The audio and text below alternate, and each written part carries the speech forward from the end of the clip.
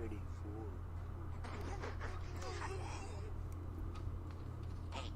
Patrick. I thought of something funnier than 24. Let me hear it. 25.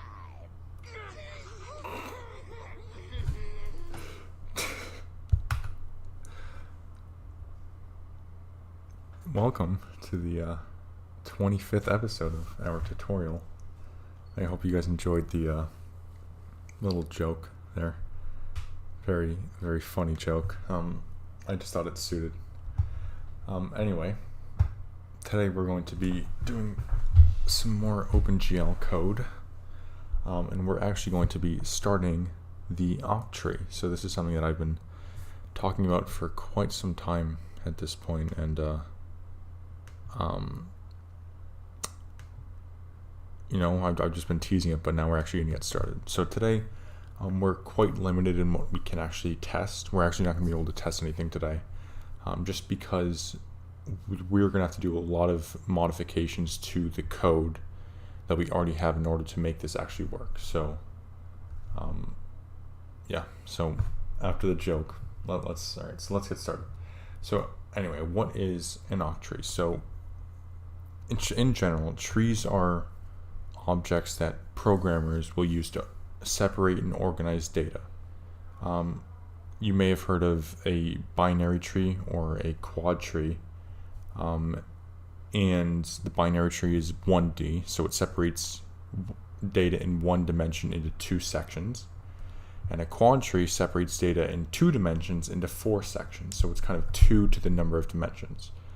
And the kind of there's a uniform structure to it. So there's a single node that represents both the root and the children. So there's a uniform body that represents all of the data here. And kind of the principle behind this, there are two actually. Well, one is spatial partitioning. So the reason why we use trees is to make data processing more efficient. So if data is kind of sorted into groups, it makes it easier to go through it. I mean, with collisions, if you were to brute force every single triangle against every single triangle in an object, you would get that would be a lot of detections. Whereas if you were to put these triangles into sections so you know where they are, that's going to make the time to actually write this code or to run this code a lot. It's going to cut it down by a lot, just because. So I just start the music.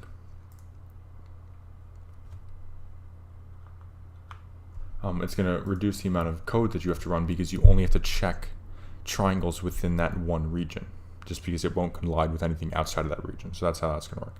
And then the second principle is the subdivision stuff.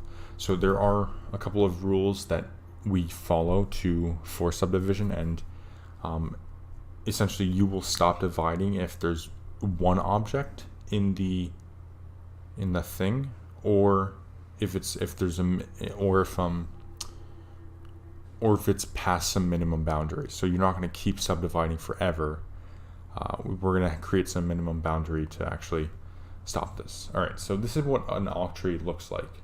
So you have your cube, and each cube or each region has 8 different children, or 8 different octants that will fit inside that cube. And each of these octants will have their own 8 children, and so on.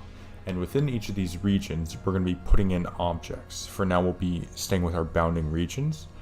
But we'll be working on we'll be changing this in the future. So yeah, recursive. It's a recursive subdivision of the cube into octants, and this is what the octree kind of looks like, where this is the root node, and then you divide it, or you have just 8 children within it. There's a good article that I linked below that goes into a lot of depth with the code, and I kind of based my code on this stuff too. Ooh, we're already on the disks. Okay, so before we actually do anything, I'm going to walk you through a little bit about how this octree will be used. So when we write the program, in the main method, before the main rendering loop, what's going to happen is we're going to construct the node, or the root node, with the initial objects. And then we're going to build the tree using those objects. So the tree will sort through the objects, put them into their respective subdivisions, and we'll see how that works. Now during the main loop, we're essentially going to be, this is going to be a dynamic tree. Now the reason why is because if objects are moving, like with our launch objects, those are going to be moving. So we need to update the positions of the bounding regions and etc. So during the main loop, we're going to update the object using, or we're going to first update the object's positions and properties, and then we're going to update the tree with a list of updated objects. And then after the loop, we will destroy the tree and free all the memory. And we'll see how to do that. So next I'm just going to go through a little bit of what the node class is going to look like. So yesterday when we did our React Native stuff, I didn't, like this stuff over here, this wasn't like true UML, but this is actually UML, like a class diagram. So our node class, and I'm calling it node just because it's that's what you call a node on a tree. You just use the word node. And I'm going to put it in the namespace Octree.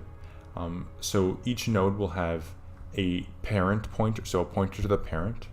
It's going to have a list of objects. It's going to have an array of children nodes, so an array of nodes for children.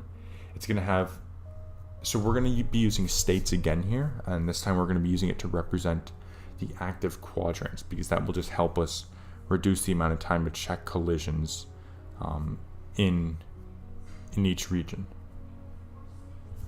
Hold on, give me half a second, I'll be right back. Ooh.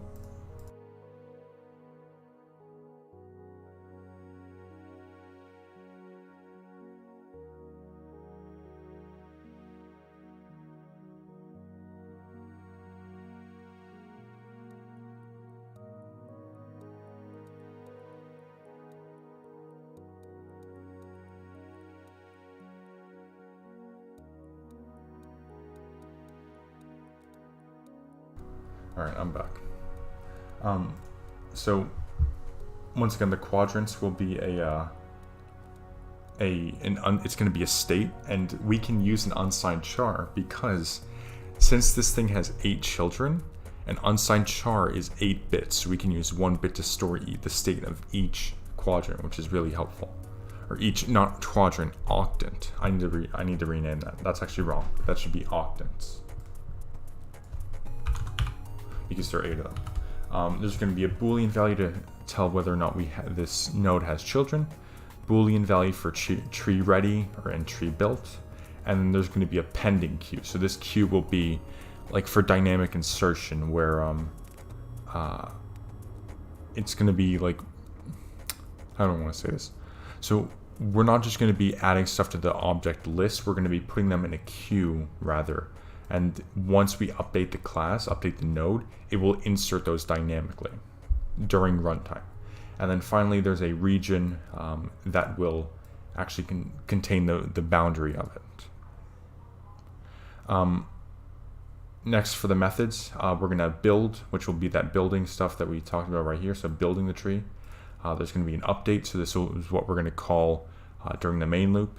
And then there's going to be a process pending. Oh, I mistyped there. Process pending to process the pending queue. There's going to be an insert, so this is where we can insert an object, and then destroy, which we will call after everything. Okay, so let's actually start writing some of this code. So we're not going to actually be able to like I said, we're not going to be able to test it today just because of all the remodeling that I'm anticipating, at least. And we'll see where that comes in, but you'll see how that works. So let's just get started. So the first thing we have to do is we have to create a couple of utility methods for vectors and lists in general. So I'm just going to create in algorithms. I'm going to create a new file called list.hpp. So list.hpp.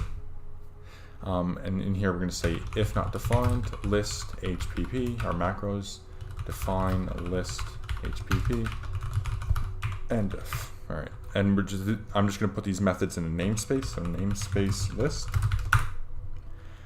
So the first method is just going to be finding the index of an item in a vector or a list. So it's going to be a template, so we're going to have variable types here. So template type name t, and it's going to return an integer.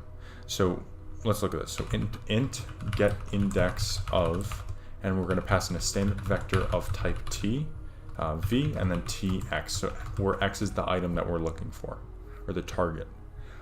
So we're going to use a method find, so it's going to be return std find, and we're going to say v.begin, v.end, and x. So, but this isn't the whole thing, so let me just walk through this. So standard find returns an iterator. Now that iterator is the kind of index between v.begin and v.end of x. So essentially what this method does is it iterates through the list linearly, and if it finds it, it will just stop and it will return that iterator. Now if it doesn't find it, it will just go to the end of the list, and it won't actually, and it will just return the length of the list. But we don't want to return an iterator, we want to return an integer. But the good thing here is that this iterator is actually it's relative to the v.begin. So all we have to do to get an integer value is just say standard find those arguments minus v.begin. So if we subtract two iterators, we get the distance between the two iterators, which is an integer. Okay, and then the next method is just, we're going to say test if list contains item. So it's going to be another template, so template type name t, and it's going to be boolean returns, so bool contains standard vector of t, v, and then tx. Alright, so in here, we're actually going to be using get index of. So if you, like I just said, the iterator, if it doesn't find it, it's just going to iterate through the whole list and return that iterator. So all we have to say now is return standard find v.begin, v.end, x is equal to v.end, or is not equal to that. So if the iterator does not equal the ending iterator, or the ending of the list, that means that it has found it somewhere. So yeah, that if you want to look more into that, I can put up a couple links down below, but it shouldn't be too hard to find like how these methods work on like C++ reference. There's a bunch of that. All right, so these are the only two list methods that we're going to need for now. So that's list.hpp. So now let's actually get into the octree part of it. So I'm going to create a new file, and we're actually going to be separating these into header and source files because there's no templates. So we're going to say new item, and I'm going to create octree.h and octree.cpp. So octree.h and octree.cpp. All right, let me just reorganize these. All right, so let's start in the header file. So I'm going to do my macros, of course. All right, so if not defined, octree h, define octree h, and diff. Right. So first thing we're going to do is we're going to include a couple of things. So we're going to include vector. So this is going to be our lists. Include the queue, and that's going to be for our insertion queue. I don't even know how to spell queue at this point. We're going to include stack because we'll need that for deletion. We've used that before, but we'll review it. And we're also going to include GLM because we need the vectors, or I don't know if we actually do, but you know, don't include it yet. Well, if we do, we'll include it. Next, we're going to include some utility methods that we have written ourselves. So we're going to include list.hpp. We're going to include states.hpp because we're going to be using those binary states to represent the active octants. And then we're going to include bounds.h because once again we are going to need the bounding region for the stuff. All right, so now let's actually get into this. So I'm going to encompass all of this in a namespace. So namespace octree. All right. All right, so let's start with the actual class itself. So it's going to be a class node, and once again, I'm using the name node because that's going to be the object representation of all of the points in this tree. So everything will be represented as a node. And if we were to be using a quad tree, I would create a namespace called quad tree and the class would still be called node. So we're differentiating this based on the namespace. All right, so we're first gonna make sure everything's public. We could make some of this stuff private, but I'm just gonna keep it public for now and then we can organize it later. So once again, first thing is we need a pointer to our parent. So node star parent. We're gonna have a list of objects, so standard vector, or let's do our children first. So we're gonna have a node pointer array for the children. However, we cannot initialize it like this. We need a length. So once, like I said before, there are 8 octants in this region, so the number of children will be 8. And I'm actually just going to define that up here. Define number of children 8 as a macro. And then down here I'm just going to say number of children is, so the length of that array will be number of children. So it already initializes the memory. We don't have to call malloc in C++. All right, so now let's have our list for the children, or for the objects. So standard vector of bounding region, so it's going to be a bounding region, objects. Next, we're going to have our octants. So this is going to be our state variable for active octants. So we're actually going to be creating an enum class for this. However, if we were to just give it the enum class type, that wouldn't work because then we would only be able to have one active octant at a time.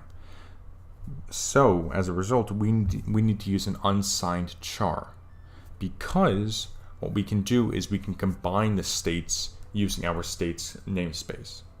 So it's going to be an unsigned char active octants. And let's actually go ahead and do that enum class now. So above the class, I'm going to say enum class octants, and I'm going to force it to be an unsigned char. So unsigned char right there. I should have put this in a paste bin, but ooh, this is a good one. But I'll just type it out. So I'm just going to go Q1 through Q8, and I'm going to give them binary values, and I'll show you how. I'm just going to paste it in from my test code. Hold on, let me just find it.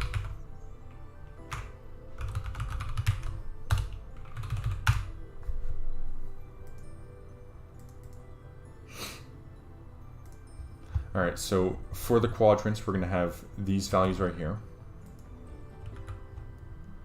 Q1 through Q8, and what you'll see is that I gave them hex values, and those hex values correspond to a separate digit of that 8-digit binary sequence.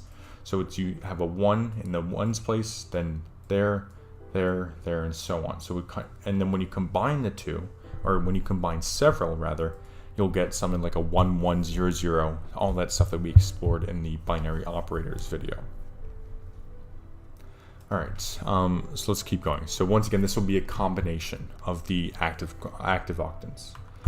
Next, we're gonna have a boolean to store to tell whether or not we have children. So bool has children is equal to false. And then we can also say bool tree ready is equal to false, and bool tree built is equal to false. And then after this, we're going to have a queue for our pending queue. So I'll actually just I'll put the objects list down here. So I'll keep all the tree stuff over here. So yeah. All right, and then we're going to have a standard queue. Oops. std queue of bounding region for the queue. And then finally, we're going to have a region to store the bounding region value. So bounding region. And these will all be of type axis aligned bounding box. All right, so now let's do the methods. So we're going to have 3 different constructors. There's going to be a default one, so node, nothing in it. Then we're going to have a node bounding region bounds. This will allow us to initialize an octree with only the bounds. Now this will be handy when we create it.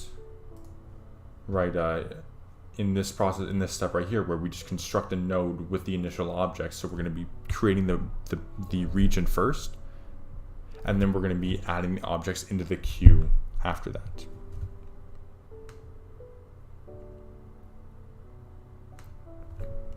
All right.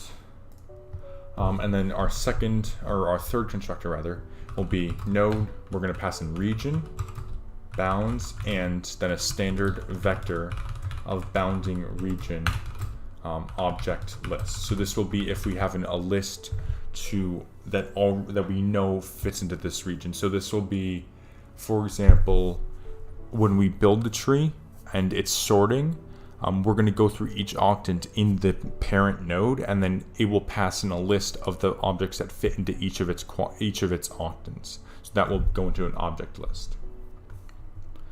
All right, and then next we're going to have our build method. So void build, void update. So this will be called every loop render. Void process pending. So this function will allow us to process the pending objects in the queue. We're going to have a Boolean insert. So, and that will be bounding region obj. And then finally, void destroy.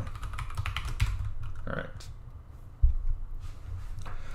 By the way, I have not been able to fully test this just because it's going to take a while to format the code or reformat the code. So this code is subject to change. All right, so now let's actually start writing the bodies of this. This is actually not taking as long as I thought it would, but I'll try and milk this for as much content as possible. Oh, one thing I forgot to do was we have to create a utility method that will calculate the bounds of each region. So I'm just going to put this up here. So utility methods callback.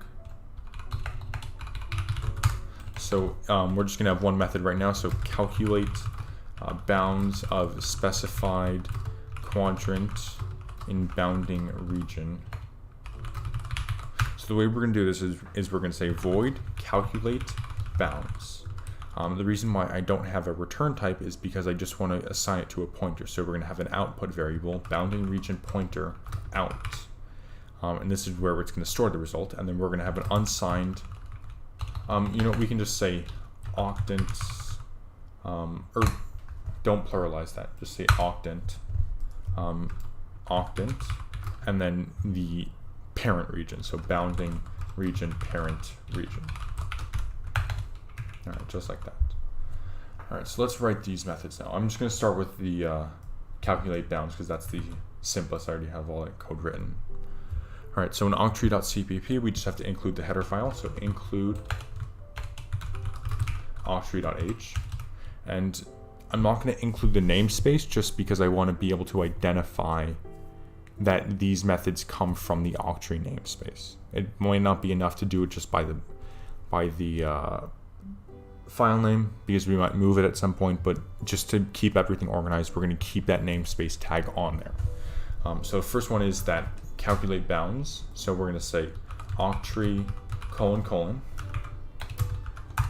right, so in here I've actually put this code in a paste bin, and the reason why is because it would be very annoying to actually write. So I put this paste bin link in the description, and all it does is it takes the center of the region using a method that we created in a couple videos ago, and then it just outputs the proper. I just need to update the naming because I screwed up the naming of my test. And then it just outputs the proper dimensions, and I'll show you how that works. So I need to change. So region becomes parent region. So region, I'll just change region dot to parent region dot. All right, 21 occurrences. And then I'm going to change quadrant to octant, just like that. And then octants to octant with a capital O for the enum class. Okay, and that should be all good. All right, and then just get rid of these. I'm just gonna create a new paste bin after this. But yeah.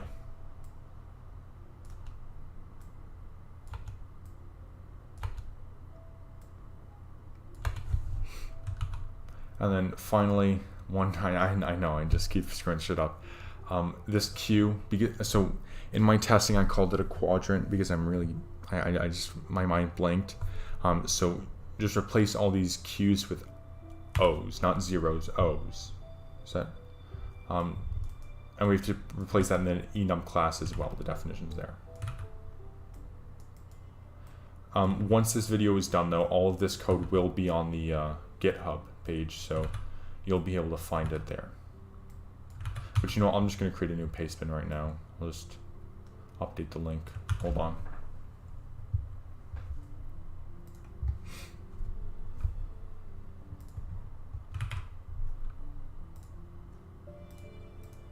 Alright, so Octree octant calculation method. Alright, create new paste. Alright, so this link is now active, or in a second it will be. Now it's active, alright.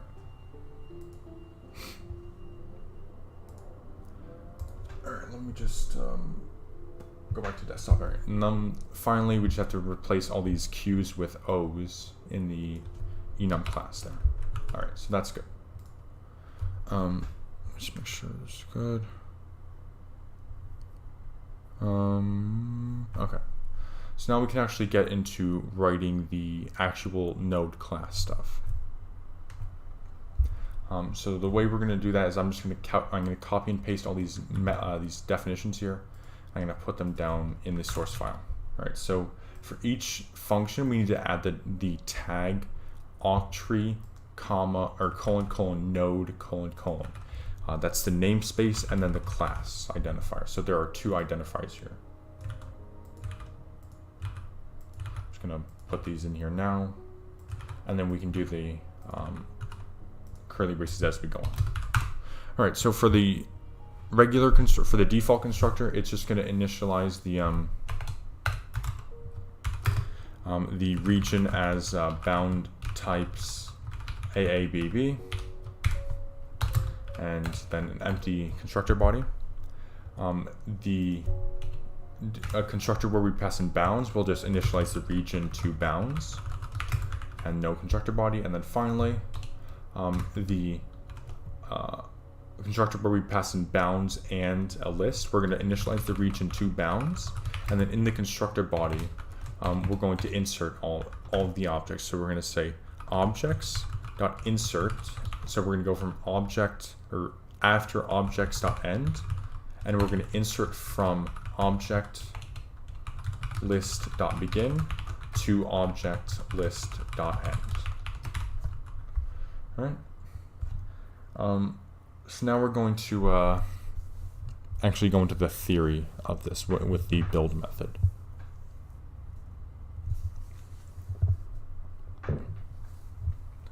All right. So first step in the build method is to check termination conditions.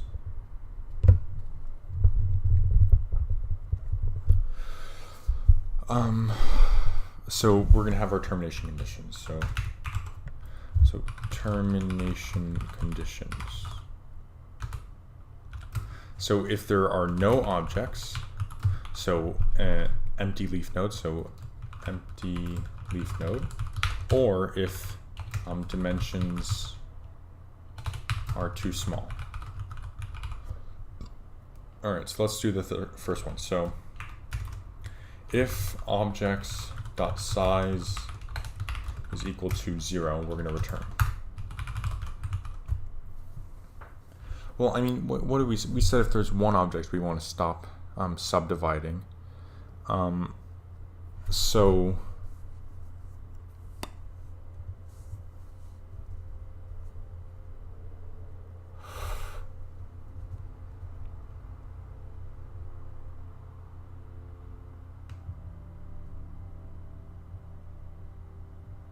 You know what? So let's just say if objects.size is less than or equal to 1.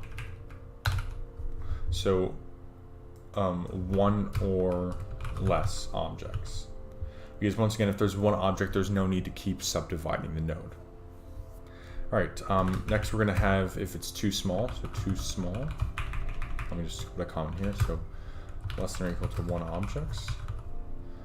So we're gonna need a comparison here. So we're gonna create another macro in octree.h, and I'm just gonna say define min bounds as 0.5. And these will be in coordinates in the 3D world space.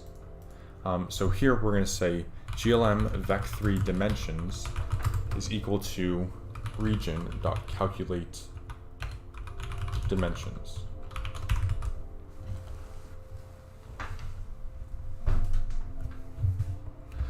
All right, and then for the comparison, we just have to compare the x, y, and z components of the dimension just to make sure they're all larger than min bounds.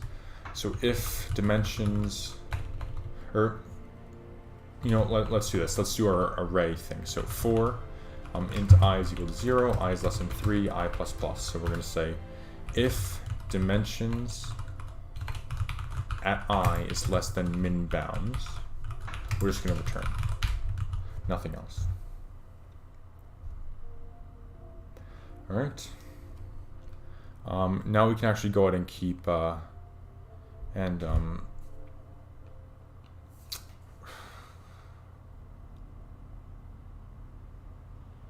sorry, so let's continue. So once we pass the termination conditions, we can actually start building the region.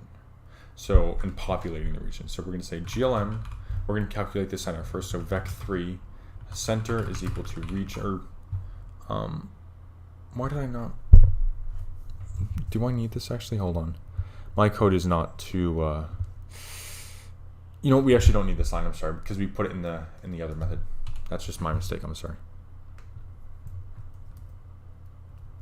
All right, so now we're gonna go ahead and create the regions. And they're just gonna be the bounding regions. We're not actually going to be populating them just yet. So we're gonna create an array of octants, so bounding region octants, and we're gonna initialize it with a size, an array size of number children. So that's the macro again. And we're going to say for int I is equal to 0, I is less than number of children, I plus plus. Oh, not a comma, a semicolon. All right, here we're going to say, why is it giving me no default constructor exists for the class bounding region? Did we not give it a bounding default? Oh, okay. I guess for the bounding region, just add a default type of bound types AABB. Yeah. All right, that's pretty simple. Yeah, just in bounds.h, we didn't give it a default constructor type, so it's not finding one. So we just have to give the type default of the AABB. All right, now for each child, we're going to say calculate bounds, and we're going to pass in the pointer to the output. So a reference to octants at I, the octant itself, so the index of that. So we're going to be using our bitwise shifters here. So we're going to say 1 left shifted by I. And the way this works is because that matches up with each of these. So if we're in quadrant 0, which is kind of left shifted by, that's a loud truck, hold on. So we're kind of offsetting this by 1. So if I is equal to 0, that's quadrant 1. So we're going to left shift 1 by 0, and that will give us this value right here. Now if we're in the third quadrant, so quadrant 3, we're going to left shift 1 by 2 and get this value right here. So we're going to pass that in as the kind of switch, and then we're going to say for the final parameter is just region for the parent region. And it's not liking this, so we just have to cast this left shift to octant. Oops. There we go. Okay. So just cast that left shift to a type octant. All right, so now that we've created the regions, we can actually start populating them. So the first thing we're going to do is we're going to create a list for each of the regions out without actually populating them yet. So we're going to populate regions. So we're going to say standard vector of bounding region oct lists, and we're going to create an array of vectors. So it's kind of like a 2D list, but the lists are going to be dynamic. So we're going to say of size number of children. So array of lists of objects in each octant. Next, we're going to have a stack for the for a list of objects to delete from this object list. So standard stack of integer del list. So the reason why we're having a del list is because we can't just remove every object. There are going to be cases where something like here in this binary tree where object 9 and 11, oh Jesus Christ, I should not have said that. 11 and 9, how about that? I can't be saying that on the internet. They're going to intersect with the boundaries, so we're just going to put them in the parent node. You see here that if A is on the left and B is on the right, C is the whole bounding thing. Objects 9 and 11, I'll say it again, will be in C because they are on the boundaries, so you cannot perfectly fit them into one of them. So as a result, we're just going to say del list there,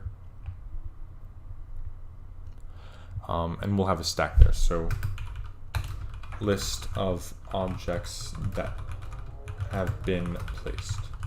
All right, so now it's actually determine what objects are going to be placed in which regions. So we're going to say for bounding region BR in objects, so for each bounding region in objects of this node, we're going to go through each child and we're going to see if that octant contains it. So we're going to say for int I is equal to 0, I is less than number of children, I++.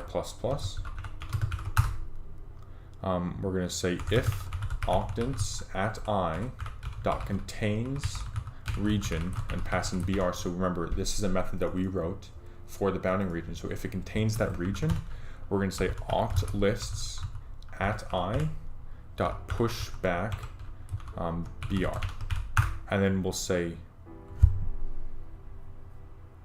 oh no, I screwed this up.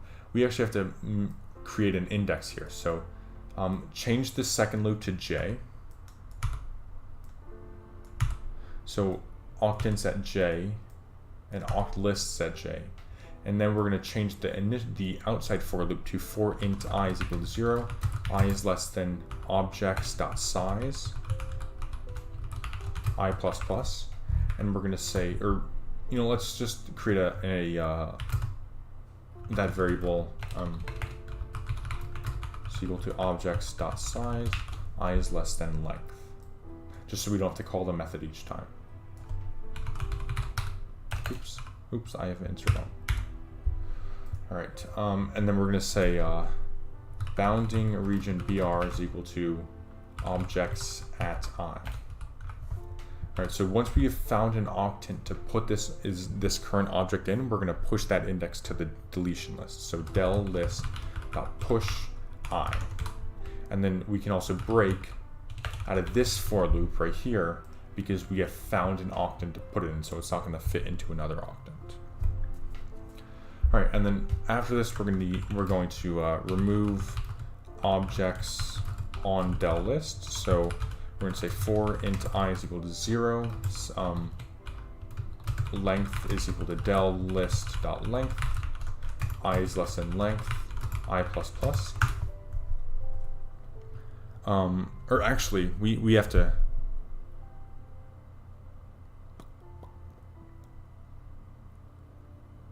Let's just say while del list dot size is not equal to 0, and we're going to say objects dot erase objects dot begin plus del list dot top, and then del list.pop.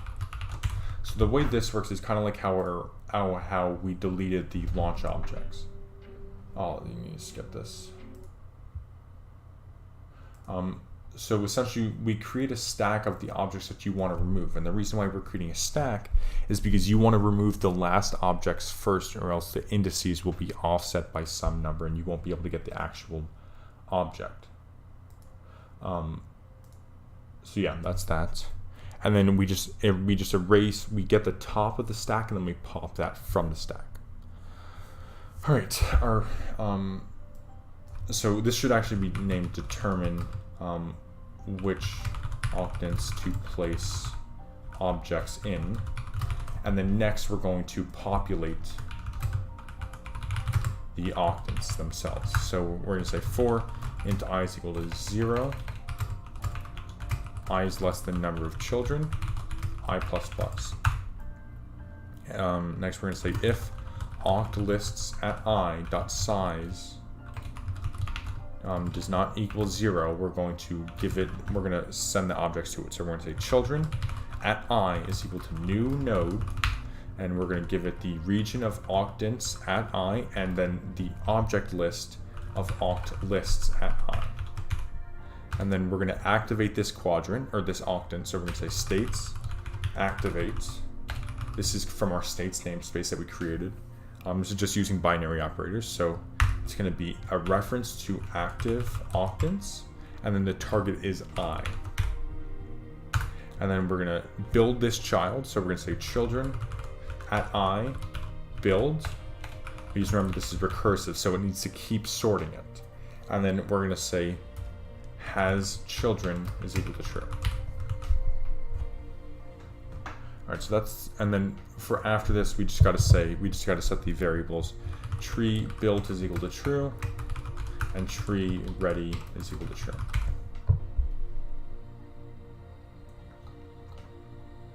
All right, so that's the build method.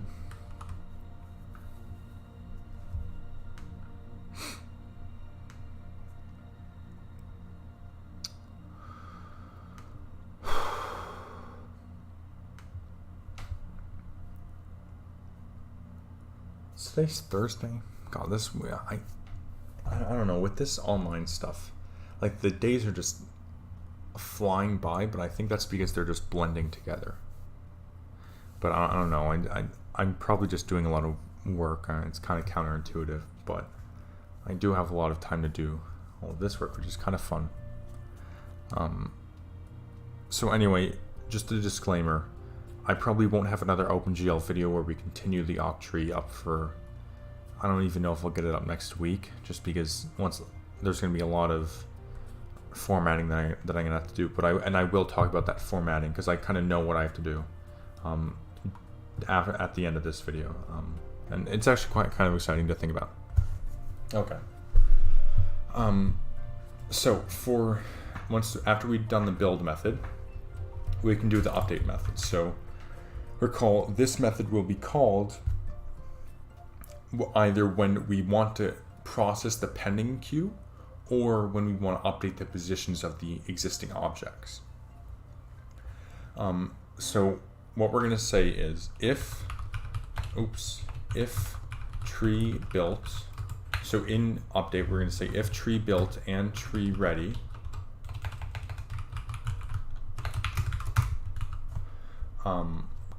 we're going to do a couple of things. So the first thing is going to be, we're going to get the moved objects. So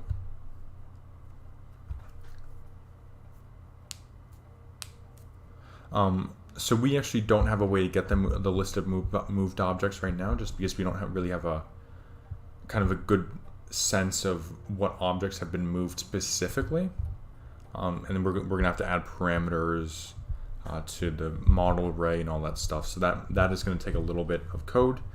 So we're just going to outline it right now. So we're going to outline the list that have been moved. So we're going to say get moved objects that were in this leaf in previous frame.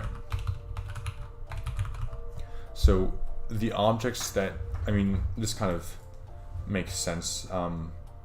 If an object is was in this leaf in the previous frame and it has been moved, we're just going to get that list somehow. So, and we're just going to say standard vector of bounding region moved objects, and we'll initialize it with the size of objects dot size.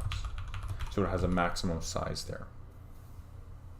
Now the reason why we're capping this size is because it will, apart from that, it will just allocate some larger size, and we don't want it to do that. So we'll essentially be iterating through some list and comparing model IDs just to see if that's how it works. Okay. Next, we're going to let me just make sure I'm doing this properly. So once again, I'm just going to be outlining this. We're going to be remove objects that don't exist anymore. So we're going to say for int I is equal to 0, I is list size is equal to objects.size, I is less than list size I plus plus. And then in this loop, we'll kind of just iterate through some list of dead objects, and we're going to remove them. So remove if on list of dead objects. So this is a Toto as well. So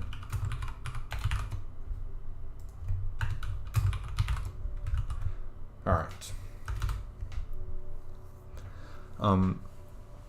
We're next going to let me just make sure I'm doing this right.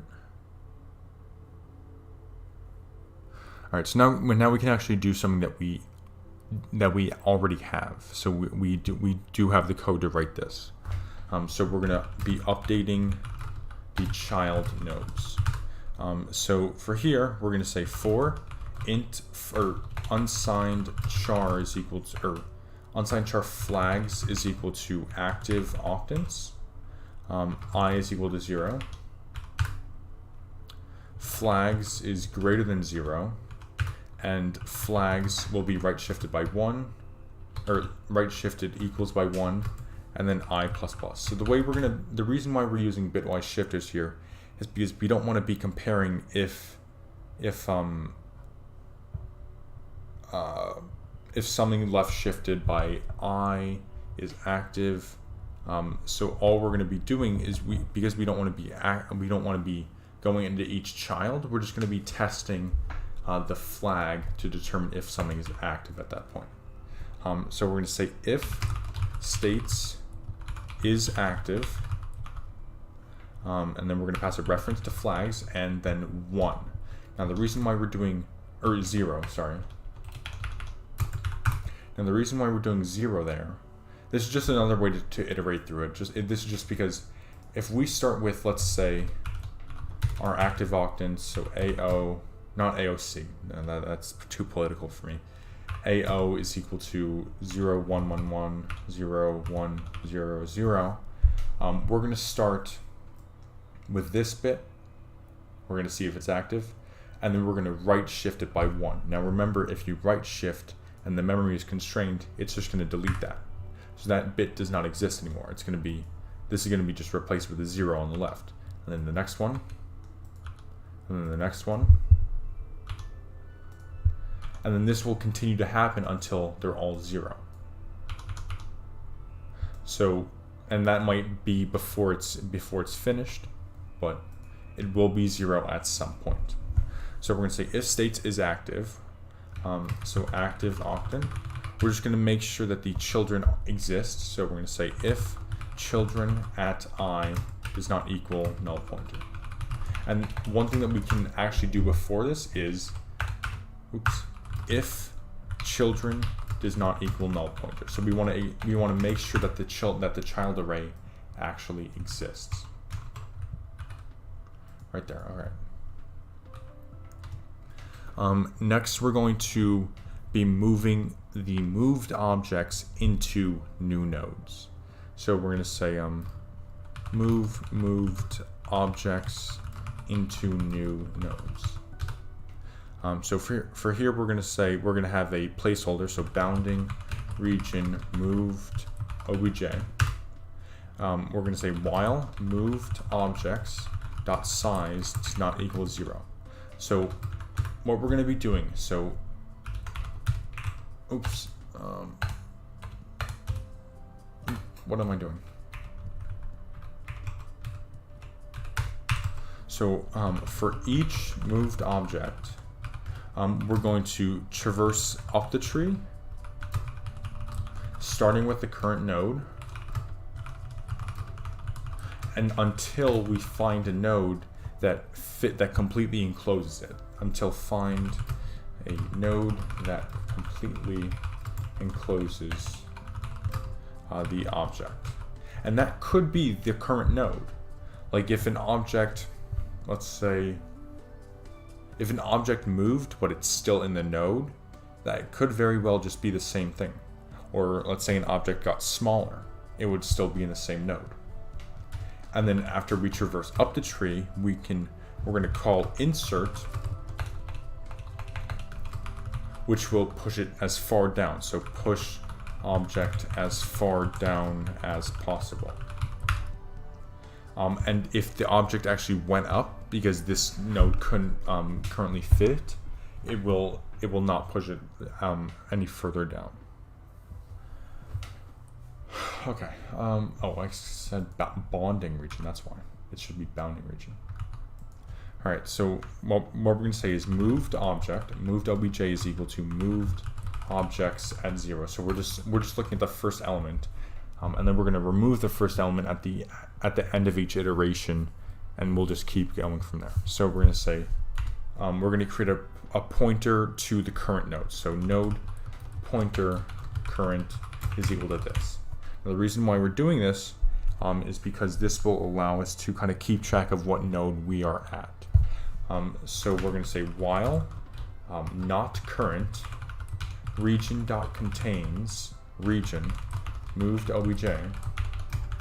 So while this region does not contain the region, or while the current region does not contain the moved region, we're going to put it up to the parent. So we're going to shift the current region to the current's parent. So we're first going to say if current parent does not equal null pointer, current is equal to current parent. So this is going to be recursive. It's not going to be entirely recursive, but it will be somewhat recursive. And otherwise, we're going to break because if root node, just leave, because it's not going to go outside of the root node.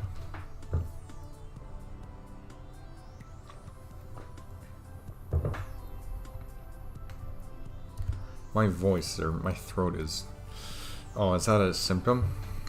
I'm not really liking this too much. Might be just that I'm talking a lot, but I don't know. I hope.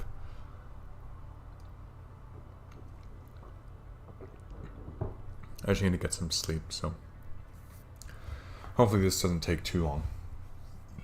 Alright.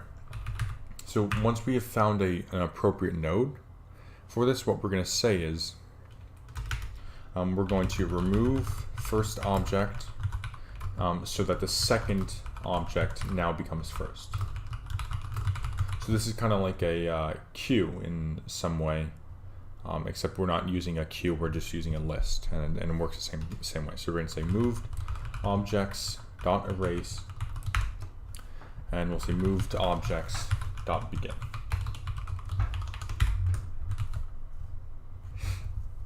And then we're going to now erase it from the objects array as well. So objects dot erase, objects dot begin, plus list colon get index of. So we're going to be using this this method now, get index of, and the type is bounding region. The list is objects, and moved object is the target. So the reason why we can do this is because, remember, get index of returns a... Oh my god, I can't talk to this. It's such a good song. Get index of returns an index with the index of the object. Oh, I'm doing something wrong. But remember that index is the distance between the starting iterator and the iterator that represents this object. So if we just add that index back to the begin, we're essentially going to be getting the iterator of it, and erase requires an iterator. Now you might be wondering, oh, why don't we just make this return the iterator? We can't just say we can't have a return type of standard vector of t iterator. That just doesn't work for some reason. It doesn't like that. I think the reason why is because templates are constructed at runtime, so it doesn't actually know if that iterator actually exists. Alright, so once we have actually removed the object, we can insert the object into the current thing. So current insert moved object, and remember, this will shove it down. It's like you're shoving stuff, just you're cramming it further down. Yeah, so that's that. And then after this, we will do collision detection. And for here, I'm just gonna pause this for half a second. So for here, the principle of collision detection, or what we will be doing, is we can actually do brute force here. Now, the reason why is because the number of objects in each region will not be that big. So it might be like 3 objects. So you can brute force that 3 to the 3 factorial is 6. So we'll only be doing 6 checks. So it's not going to be that big. But there are going to be optimizations to this, but we're just going to keep that blank for now. So collision detection will be a Toto. Did I just say Toto? I meant Tutu. Where's the play button? There we go. Okay. So the last thing we have to do in the update method is if the tree is not actually built. So we're going to say else, and then as a result, we're just going to say process pending results. So if pending, if q dot size is greater than 0, we're just going to say process pending. Let me turn this down a bit. Even though I love this song.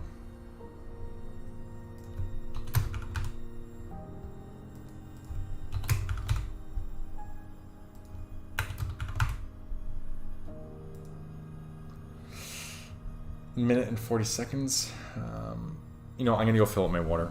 I'll let you guys listen to this.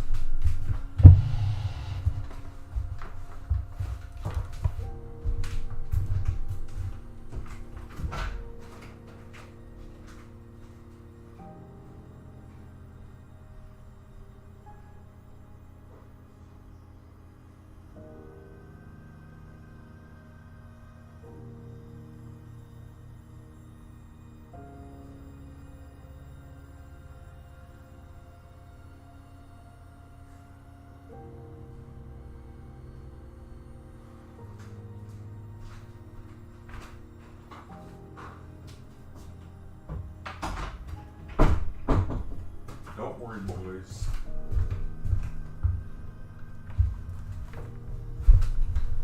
Alright, we'll listen to the rest of this.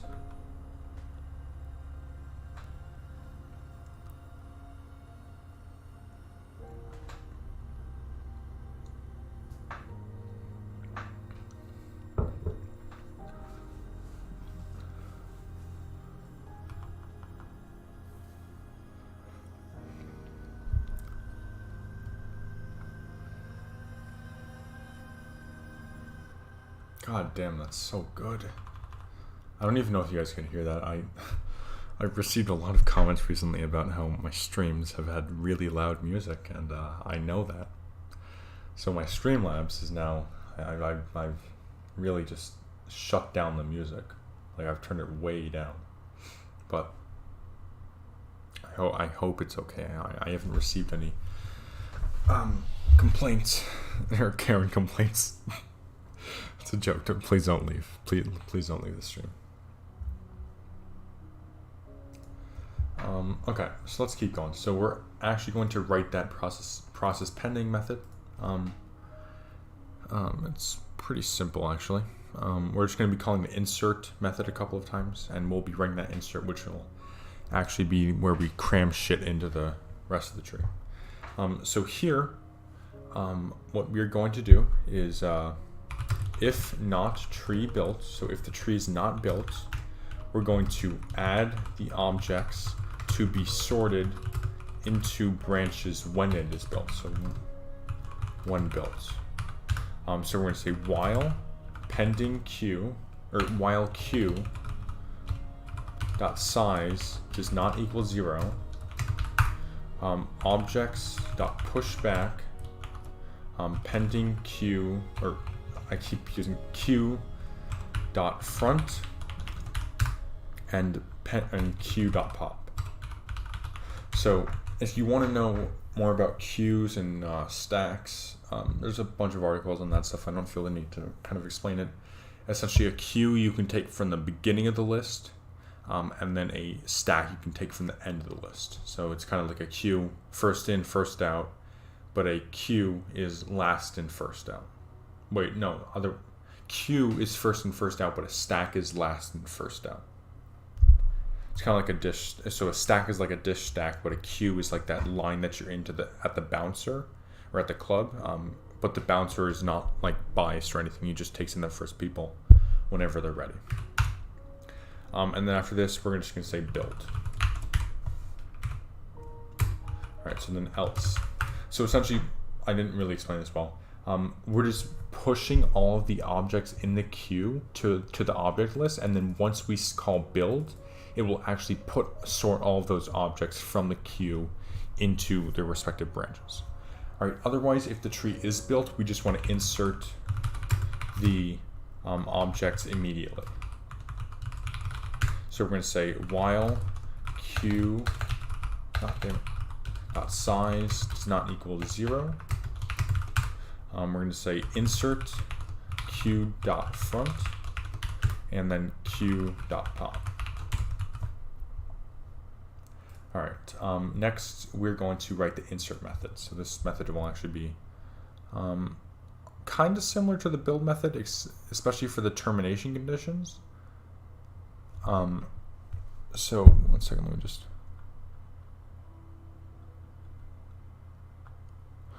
just read this to make sure I know what I'm writing.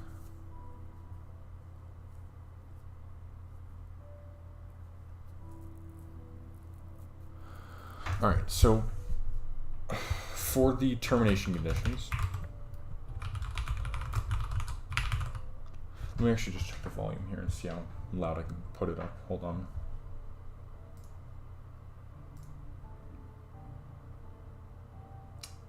So I think that covers the ambience noise of my computer. So I'll turn this down just a tad.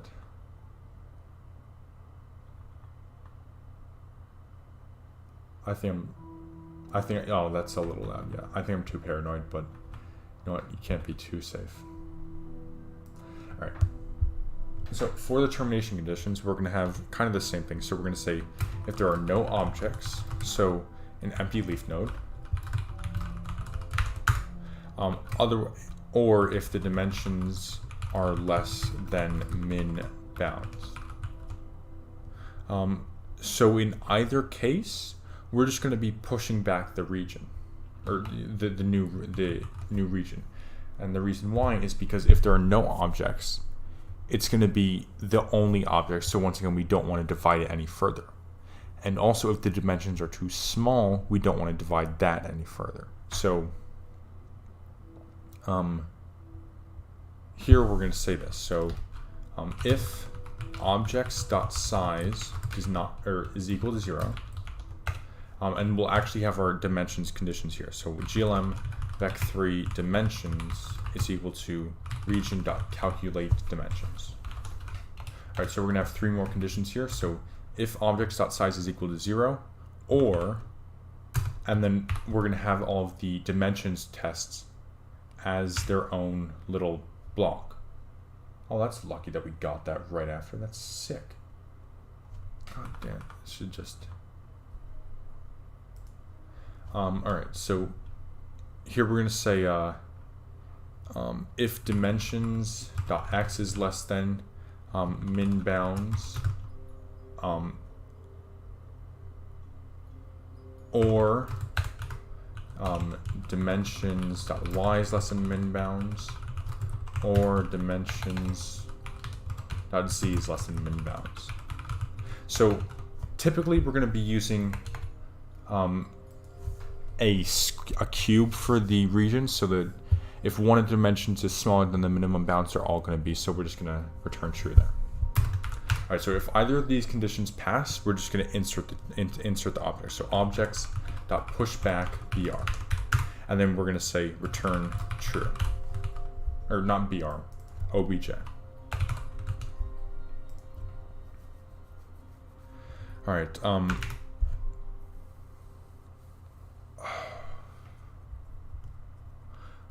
so next we're going to have a little safeguard here. So safeguard if object doesn't fit. So this shouldn't happen because the method up here we're testing. Oh, if the parent fits it, we're just going to shove it down it. But we're just going to have a safeguard here. So if not region dot contains br or obj, we're just going to insert it into the parent. So we're going to say return parent is equal to null pointer, or if parent is equal to null pointer,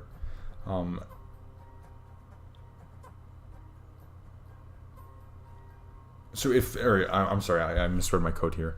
So we're going to be using a ternary operator here. So if parent is equal to null pointer, we're going to return false. Otherwise, we're going to return the result of parent insert obj, just like that. Contains make sure this contains region. All right. So once again, I messed up with explaining this, but if the parent is null, we're just going to return false because it can't insert it.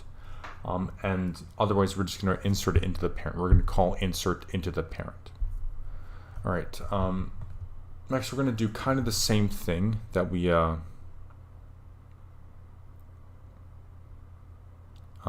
did before. Let me just see this real quick. Hold on.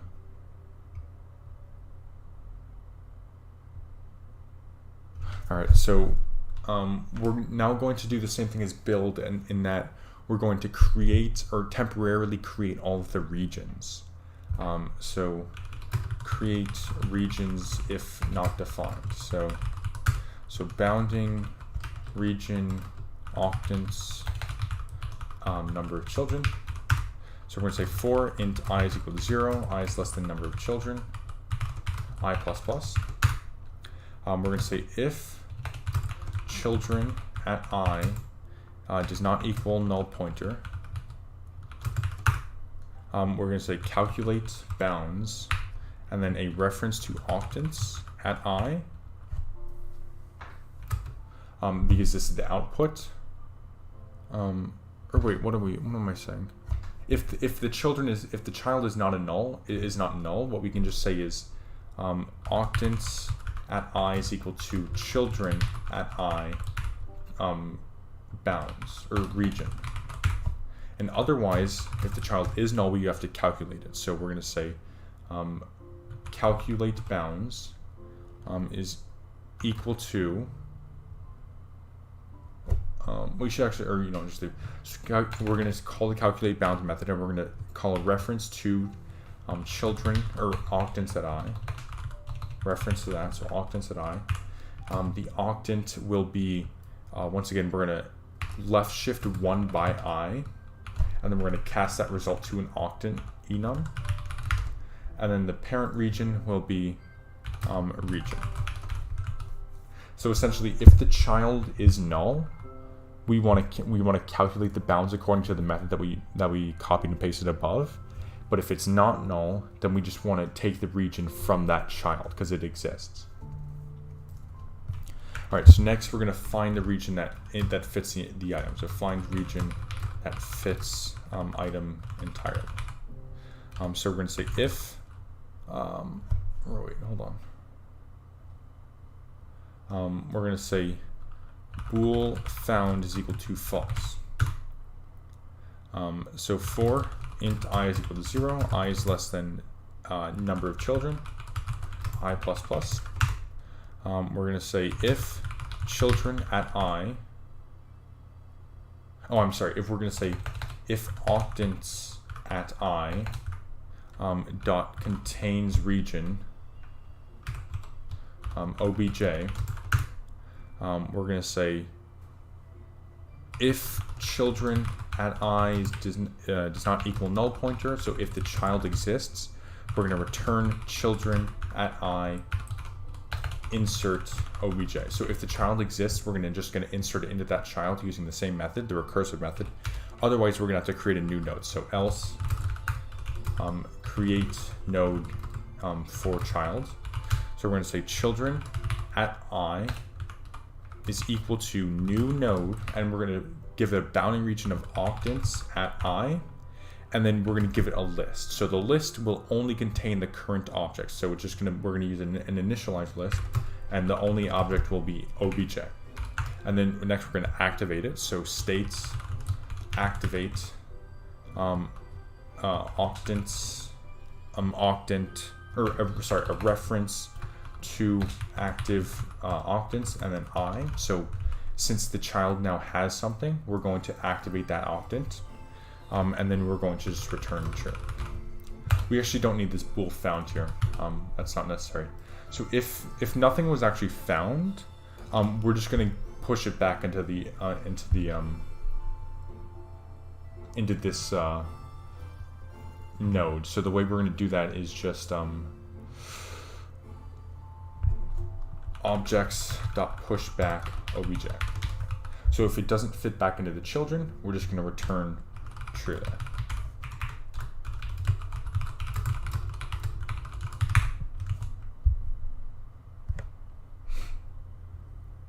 All right. Last method of the day is the destroy method. So the kind of way I'm going to go through this is we're going to traverse through the tree. And we're going to go through each child and recursively call the destroy method on each of the children first, and then we're going to destroy the objects of this node, of the current node. So we're first going to say if children does not equal null pointer.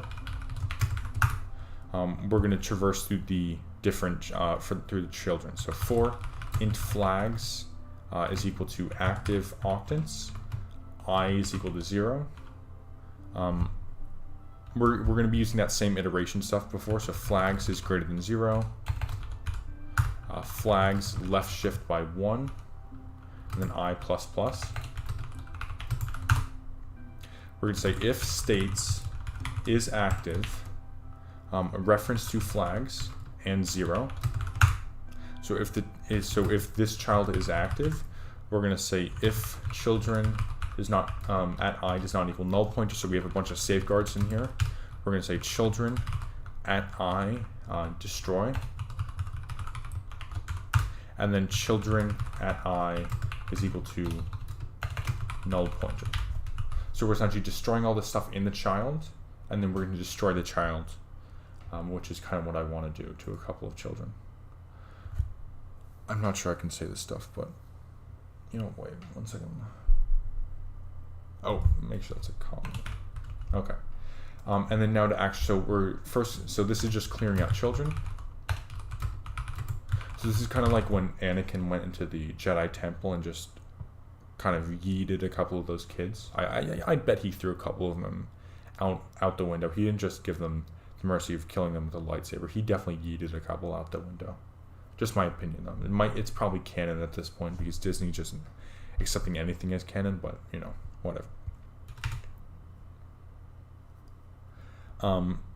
So now to actually clear this object, so clear this node, we're going to say objects.clear, and then while pending or while q.size does not equal 0, we're just going to clear out the q. So q.pop.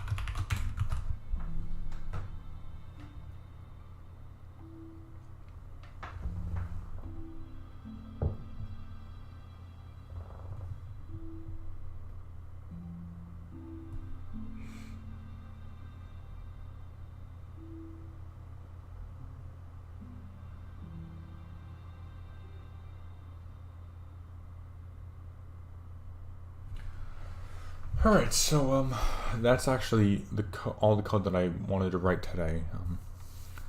Once again, this is all subject to change based on the testing in the future. So I'm just going to talk about a couple of things. So there are several ways that we're going to optimize this. So the first one is we're actually going to be creating a lifespan for the branches. So each branch will have its own lifespan, and will kind of count down, and that will kind of depend on, are there more children? Has a child been in here recently, and so on. We're also going to be creating a map between a model ID and a properties of a model. Now, the reason why we have to create a model ID and a map specifically is because of instancing. With the model array, we're not really going to be able to store properties of a model in it because it only has one instance, or it only has one loaded model class. So I'm thinking our scene class, we're going to have a map of these objects here. And essentially, we're going to be using that map to determine if an object is dead, if it's destroyed, and a couple of other things, what object it actually is. And then we'll be storing callbacks to collision results and stuff like that. And then we'll also be removing those dead objects, like I said, so that will be depending on the map. And then next, for collisions, so I have to say a couple things here. The optimizations that we'll be using for the collisions is we're first going to be doing a little coarse check before a more fine-grained check. So we'll probably be using spheres or something with simple math like our bounding regions, to determine if two bounding regions actually intersect. And then after that, we'll be doing a more fine-grained check. So this I'm not really sure how to implement yet, because I don't want to be doing a brute force check of all of the triangles of an object. I really do not want to do that. And as of now, I need to figure out how to do that, but for now, I might have to.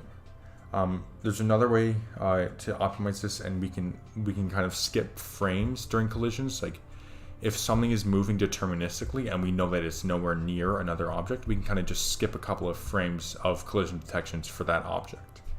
And finally, in terms of performance, this might bog down computers. So we'll have a list of high priority collisions, like with bullets. Those are the high priority collisions, so we'll be checking those first. And if we aren't able to get to the other ones, we just will skip them, let people go through the walls, stuff like that. So yeah, that's kind of my plan for the future. Once again, what is this?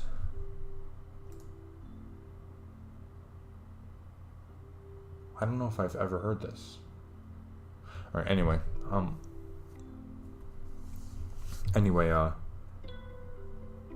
no, this is the one that has the beat drop. Oh, this. Just wait. It's coming.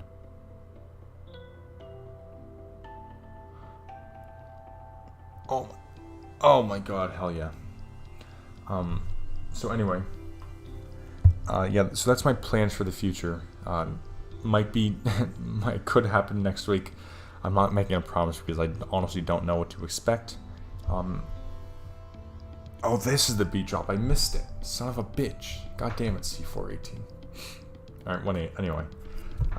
So that's pretty much all I wanted to do today. We did a lot. We got through a lot of pretty much almost all of the core code of the Octree. So this is really important, because now all we have to do is just implement a couple of extra optimizations and it will be fully functioning. We can just integrate this class into our scene class, and then it will we'll keep taking steps to creating a full-fledged engine. So that's kind of my road path for the future. Hopefully that's all pretty clear. Apart from that, though, I have nothing else for you guys today, so have a good Friday, if it's not Friday already, and wherever you are. And that's about it. I will see you on Tuesday. I don't know what I'm going to be doing then, but we'll see.